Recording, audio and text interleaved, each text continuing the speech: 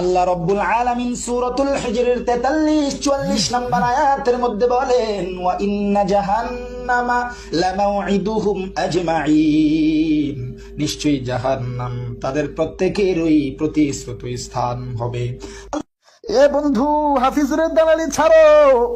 আল্লাহ তাআলা এত নাজ নেয়ামত দান করছে, এত সুন্দর কণ্ঠ দান করছে, কারো দালালি করার জন্য না, একমাত্র জন্য বলি। কারো দালালি করার দরকার নাই, কারো সুর নকল করার দরকার নাই।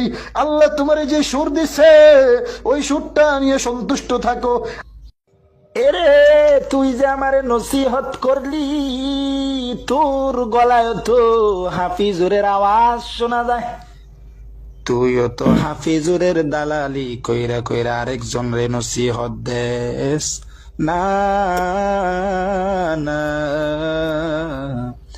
আরেকজনের দালালি কইরা কইরা অন্য জন রে নসিহত দিস না।